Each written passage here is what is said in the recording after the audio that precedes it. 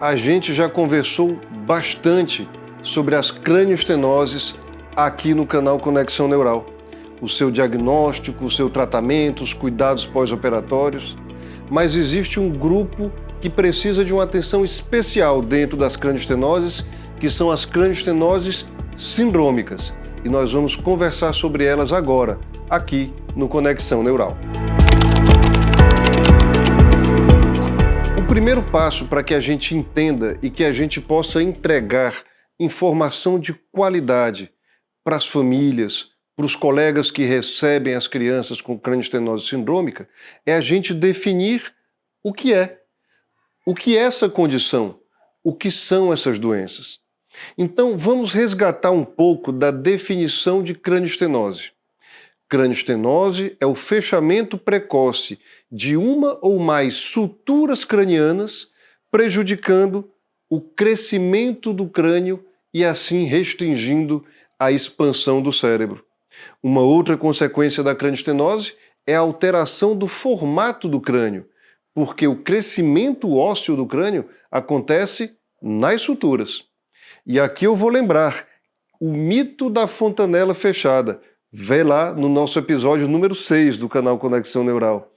A fontanela não tem nenhuma relação com a cranioestenose. A fontanela pode ter um fechamento nos primeiros meses de vida ou até nascer fechada, que isso não representa um problema por si só. A origem das cranioestenoses está no fechamento das suturas. Essa, então, é a definição das cranioestenoses em geral. Fechamento da sutura craniana, trazendo deformidade ao crânio e restringindo o seu crescimento, restringindo a expansão tão necessária do cérebro, sobretudo no primeiro ano de vida, que é quando o cérebro mais precisa se expandir para que a criança tenha o desenvolvimento neurológico adequado. Ok, mas então as cranioestenoses sindrômicas, o que elas têm de diferente? Elas trazem essa característica geral da cranioestenose no contexto de uma síndrome genética. E aí eu terei a cranioestenose sim, mas terei outras manifestações clínicas, a depender da síndrome genética. Uma outra característica é que eu conheço, na maioria das cranioestenoses sindrômicas, qual é o gene que, quando tem uma alteração, provoca aquela síndrome. E além do fechamento das suturas cranianas, eu tenho alguns fatores comuns às cranioestenoses sindrômicas. Por exemplo, a retração do terço médio da face, como eu chamo essa região central do rosto, que fica retraída, ela não avança como deveria no desenvolvimento. Também eu posso ter as órbitas rasas. Órbita é essa cavidade onde ficam os nossos olhos. E aí eu vou ter pouco espaço para os nossos olhos se situarem. E eu terei então um aspecto crâniofacial que é típico dessas cranioestenoses sindrômicas e precisa ser identificado cedo para que a criança tenha o tratamento na época certa. Então, quando eu tenho a suspeita de uma síndrome provocando cranioestenose, justamente por esse aspecto de deformidade do crânio, de retração do terço médio da face e de outras alterações que também podem acontecer, como a gente vai ver daqui a um pouquinho, eu lanço uma suspeita que precisa ser confirmada ou não. E um exame muito importante para a gente firmar o diagnóstico é esse aqui, a tomografia de crânio. Sem contraste, não precisa de contraste, mas precisa de janela óssea e de reconstrução 3D. Reconstrução tridimensional, justamente para que eu possa avaliar a relação entre a face e o crânio e para que eu possa avaliar se há uma sutura fechada ou não.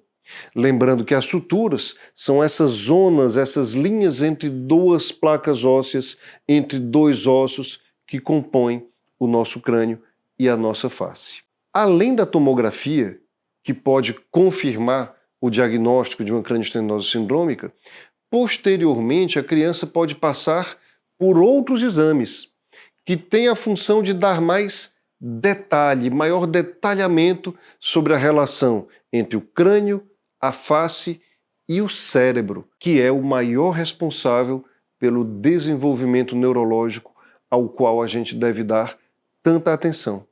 Então, ressonância magnética, exame de polissonografia para avaliar a qualidade do sono da criança, porque a retração da face pode levar à apneia do sono por dificuldade da passagem do ar. Então, a polissonografia pode ser necessária. Vários exames complementares que a equipe médica vai indicando para avaliar da forma mais completa possível cada caso individual.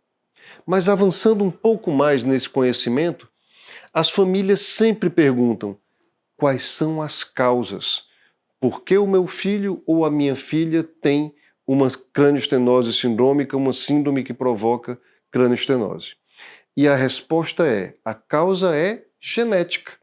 É a alteração em um determinado gene que controla a formação do crânio e da face. Existem vários genes que são material que fica dentro do núcleo das células, controlando a formação do nosso corpo e as nossas funções orgânicas.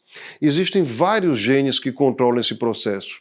Um dos mais implicados na cranioestenose sindrômica é o gene que eu chamo de FGFR2.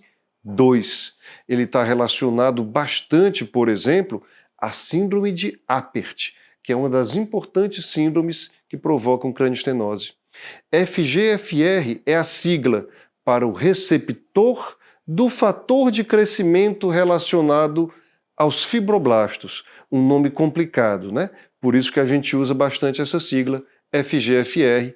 Como existem alguns genes relacionados a esse receptor, o número FGFR1, 2 e 3, a síndrome de Apert, por exemplo, a gente associa ao FGFR2.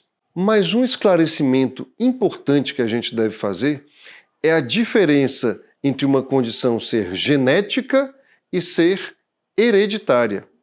Não é obrigatória essa ligação entre os dois termos. Eu posso ter alterações genéticas que são ao acaso e não são necessariamente herdadas de maneira obrigatória. Tanto que, em muitas famílias, com vários irmãos, apenas um tem uma cranioestenose sindrômica. Então há essa diferença entre genético e hereditário, conhecendo a causa, sabendo que ela pode ser ao acaso, mas que de todo modo a criança precisa sim da avaliação de um geneticista, inclusive para fazer o aconselhamento da família. Uma outra pergunta importante: quais são as principais manifestações? Existem diferentes tipos de cranioestenose sindrômica? E aí eu vou usar essa figura da Cleveland Clinic, que é bastante ilustrativa. Há outras manifestações, mas aí vai depender de cada tipo de síndrome que provoca a cranioestenose, no caso a cranioestenose sindrômica. Por exemplo, na síndrome de Apert, que é uma das mais importantes, eu tenho uma condição chamada sindactilia, que é a união dos dedos das mãos. E isso vai precisar também de uma conduta cirúrgica, e isso é realizado pelos nossos grandes parceiros cirurgiões plásticos, para separar os dedos da criança para que ela tenha uma melhor funcionalidade. Eu posso ter também outras características, como o exorbitismo, o olho um pouco protruso, justamente porque a cavidade das órbitas é rasa, é pequena. Algumas crianças têm uma fenda palatina, lábio-palatina, mas não é obrigatória esta característica. Muitas crianças com a síndrome também não têm. Além da síndrome de Apert, eu tenho outras, como a síndrome de Cruzon, a síndrome de Pfeiffer, a síndrome de Carpenter, e cada uma delas vai tendo características próprias que vão ajudar no diagnóstico. Então, eu posso fazer uma suspeita com base nas características clínicas que observo no exame, mas isso tudo vai ser objeto também de análise em exames genéticos. E aí a importância do geneticista ou do neuropediatra, que é mais voltado a neurogenética para solicitar os exames adequados que possam confirmar ou não o diagnóstico daquela síndrome específica. Agora, finalmente, como é o tratamento das cranioestenoses sindrômicas? O tratamento dessa condição é mais complexo do que o das cranioestenoses não sindrômicas. A gente já falou bastante aqui sobre a escafocefalia, a plagiocefalia, a braquicefalia, a trigonocefalia não sindrômicas, em que eu faço o tratamento com uma cirurgia única.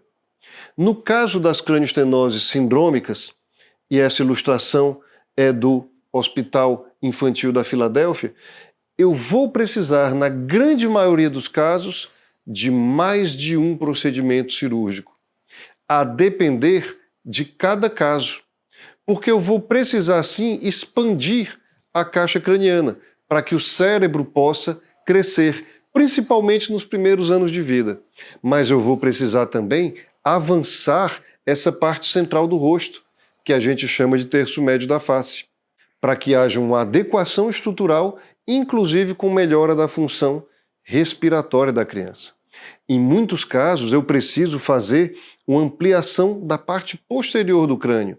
E em muitos protocolos, essa é a primeira cirurgia, porque aqui atrás eu também posso ter um conflito entre o crânio e o cérebro. Existe a programação de várias cirurgias ao longo da infância, ao longo da vida dessa criança.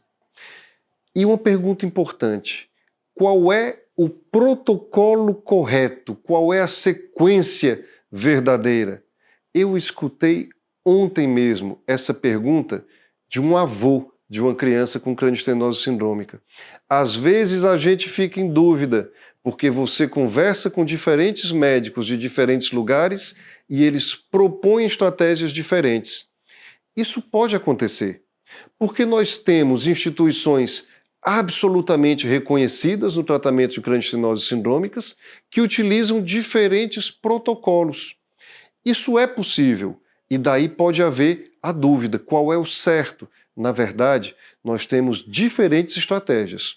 O que é importante é que cada caso de cada criança seja analisado de maneira individual e que seja proposto o melhor para aquela criança. Então, haverá instituições que utilizam os distratores, que são esses aparelhinhos que vão fazendo uma ampliação gradual. Há lugares em que a ampliação posterior é sempre o primeiro passo.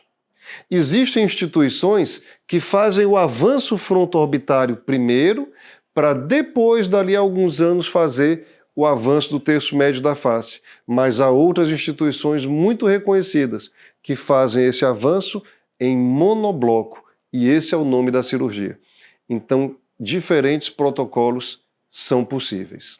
Mas o que é importante mesmo é que a gente chame atenção para a causa das crianças com malformações craniofaciais, também das crianças com cranioestenose não sindrômica, das crianças com cranioestenose sindrômica.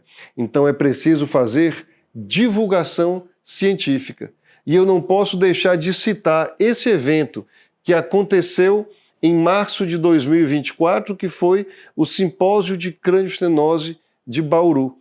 Um fantástico evento sediado lá na USP de Bauru. Um grande abraço para a doutora Michele Brandão e para o doutor Cristiano Tonero, que trabalharam na organização junto com o professor Nivaldo Alonso, em que pessoas de todo o Brasil estiveram presentes. Nós estivemos presentes representando a Sociedade Brasileira de Neurocirurgia Pediátrica e também pessoas do Boston Children's Hospital, da Universidade de Harvard e do Hospital Necker em Paris, que são centros também de destacado reconhecimento no tratamento das cranioestenoses sindrômicas. E nesse evento estavam presentes médicos, profissionais da saúde da parte da reabilitação, porque a parte multidisciplinar é vital no tratamento da cranioestenose sindrômica, em que a fonoaudiologia é importante para desenvolver a capacidade da criança de engolir, de deglutir, de falar, de respirar. Um abraço para a minha amiga Eline, a gente trabalha junto lá